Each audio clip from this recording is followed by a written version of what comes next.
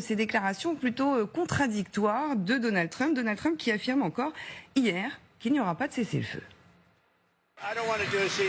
Je ne veux pas faire un cessez-le-feu. Vous savez, vous ne faites pas de cessez-le-feu quand vous anéantissez littéralement l'adversaire. Ils n'ont ni marine, ni armée de l'air, ni équipement, ni observateurs, ni défense antiaérienne, ni radar. Et leurs dirigeants ont tous été tués à tous les niveaux.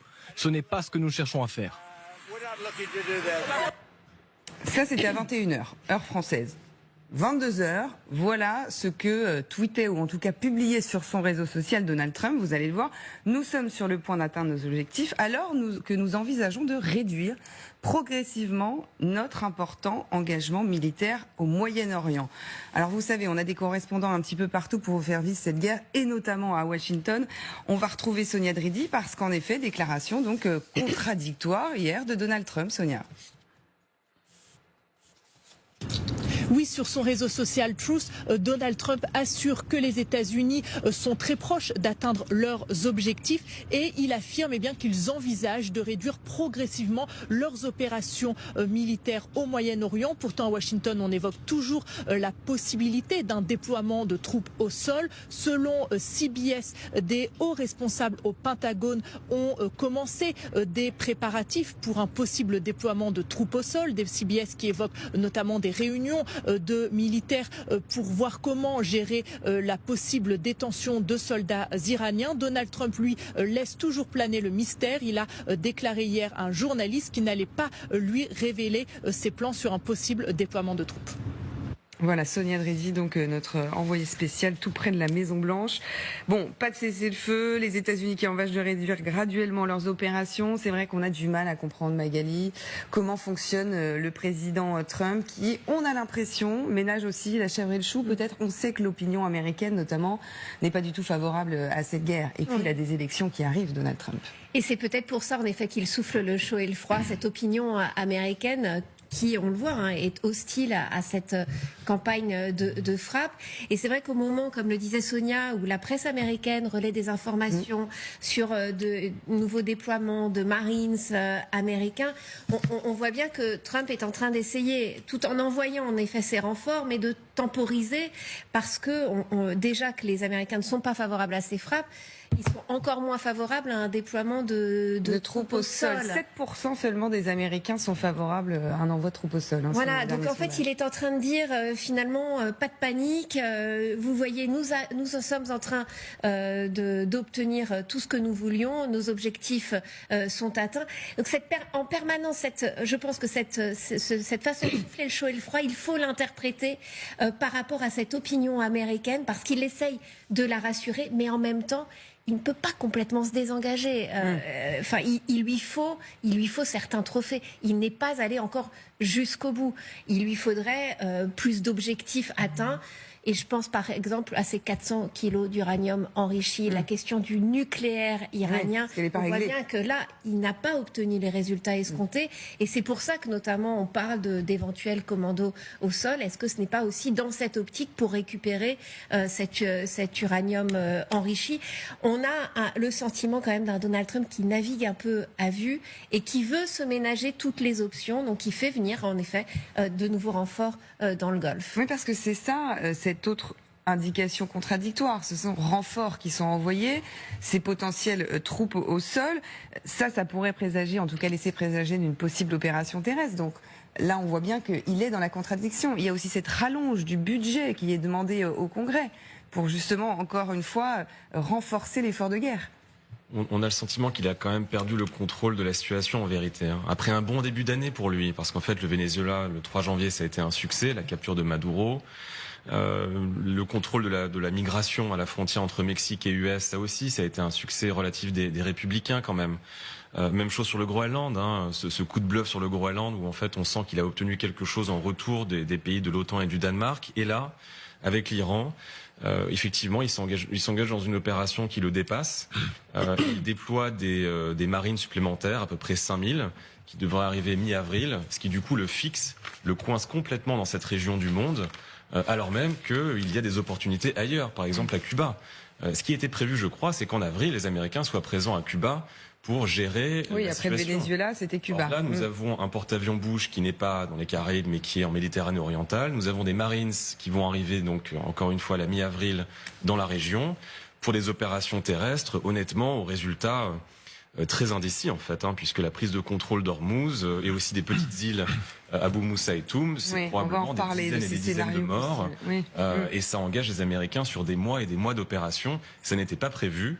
Et donc oui, c'est une forme de perte de contrôle pour lui de son année 2026. Oui, avec David Rigoulet-Rose aussi cette rallonge, donc j'en parlais au budget, cette demande de 200 millions d'euros pour l'effort de guerre supplémentaire, avec peut-être, parce qu'on se posait cette question, on en a beaucoup parlé cette semaine sur LCI, ces stocks aussi, un moment où on se dit sur les missiles notamment, que ce soit du côté iranien mais aussi du côté américain et peut-être aussi israélien, va se poser un moment une question. Ça en pose déjà. Alors, vous évoquez la rallonge qui est demandée, c'est 200 milliards de dollars par rapport à un budget déjà de 1000 milliards de dollars. Et ça donne surtout une indication sur la temporalité, puisque les dépenses qui ont été faites d'ores et déjà avec la consommation des munitions et le déploiement, c'est de l'ordre de 40-50 milliards. Ça a été ajusté à la hausse d'ailleurs. Donc, ça donne une idée sur 3 semaines. Donc 200 milliards, ça donne une idée d'une... Oui, j'ai dit millions, pardon, je viens de me rendre compte. Milliards, oui. Ça donne une idée de la temporalité qui est envisagée par rapport à celle qui était prévue initialement, de l'ordre de 4 à 5 semaines. Donc on est plutôt en termes de mois là. Et effectivement, le problème c'est il y a au niveau de la base MAGA un flottement, mais aussi au sein de la Maison Blanche, avec J.D. Vance, etc. Il est très discret, mais on sent qu'il y a quand même des choses qui sont difficiles, qui sont tendues. Or, il faut qu'il ait quelque chose à présenter. S'il veut que ce soit une victoire, il ne suffit pas de le proclamer. Et là, on retrouve effectivement la question centrale qui avait été un peu oubliée, mais c'est les 440 kilos à 60% d'enrichissement, qui est la variable centrale. Et alors, quand on évoque le déploiement au sol, il y a 2 types de déploiements, parce que les Marines qu'on évoquait... Oui, ça, on va en reparler. Il y a l'USS Tripoli et l'USS Boxer qui amènent en tout 5000 Marines, mais ça, c'est pas pour aller chercher la matière. Non, et ça, on en parlera quel scénario. Il y a plusieurs scénarios qui sont peut-être l'île de Cap ou les autres îles. En revanche, c'est des forces spéciales. Et de toute façon, ça restera secret, ça restera confidentiel, y compris les pertes, donc, par définition. Donc, il est engagé dans quelque chose qui, effectivement, semble le dépasser un peu parce qu'il a sous-estimé la réplique iranienne et il a surévalué l'impact de sa puissance. Un péché d'orgueil, sans doute. Et d'ailleurs, ça se traduit à 2 niveaux. C'est quand il a dit « j'ai amené tout ce dispositif et ils sont toujours pas prêts à négocier ». Il y avait une candeur un peu désarmante. Ça veut dire qu'il n'a pas compris le logiciel iranien. Et là, il se trouve effectivement un peu piégé parce qu'une fois que c'est lancé, c'est difficile d'arrêter. Avec une ligne qui est très différente aussi d'Israël sur un but et un objectif de guerre. On voit, et on va en reparler encore cette nuit, Israël a lancé des frappes intensives, notamment sur des cibles du régime iranien, qui commence d'ailleurs à être décimé, fissuré. Benjamin Netanyahou, on a encore parlé cette semaine.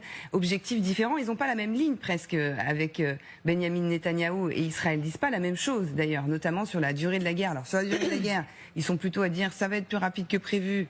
Voilà, c'est un élément de langage, mais la stratégie est différente. Oui, la ligne est différente, la stratégie est différente, mais c'est intéressant parce que justement, David a évoqué, il faudra peut-être un point de sortir pour le président américain. Et c'est très possible aussi qu'il va justement utiliser les réussites israéliennes pour réclamer, parce que on voit bien que sa situation dans les détroits d'Ormuz est très compliquée. Ça sera difficile justement d'annoncer une victoire sur ce théâtre-là. Par contre, tout ce qui fait l'armée israélienne, là, comme ils ont dégagé, il y a plus de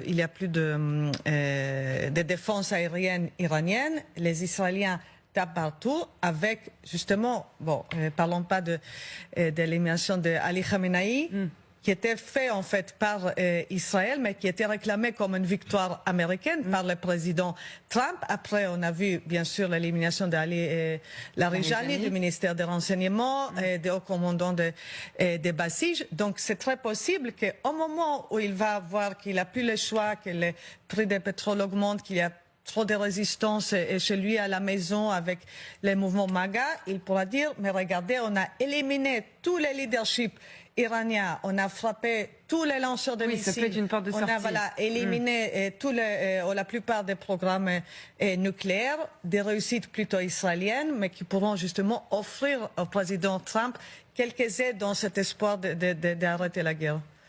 Il va chercher à imposer absolument son récit de toute manière. Il va chercher à imposer son récit de la victoire. La question pour les Israéliens, c'est à quel moment finalement Trump va justement dire pour moi c'est fini, c'est stop. Et c'est peut-être pour ça aussi que Israël va vite. Aujourd'hui, on voit ces éliminations ciblées qui s'accumulent. Le tableau de chasse israélien commence à vraiment être oui, on va en parler tout à l'heure. Quand on voit l'infographie, c'est assez impressionnant. L'organigramme décimé, on peut le dire. Un peu comme en ça. juin dernier, Trump avait dit au bout de 12 jours, allez, ça suffit, on arrête. Et c'est vrai que là, Israël veut aller vite et veut aller jusqu'au bout de cet affaiblissement du régime iranien, même si au départ on avait quand même le sentiment que Netanyahou disait il faut vraiment mettre à bas le régime. Là maintenant il dit l'affaiblir suffisamment pour laisser les Iraniens prendre leur destin en main derrière. La grande question, c'est est-ce que le régime sera suffisamment affaibli pour que, en effet, les Iraniens puissent faire tomber ce régime dans la foulée. C'est quand même la grande interrogation.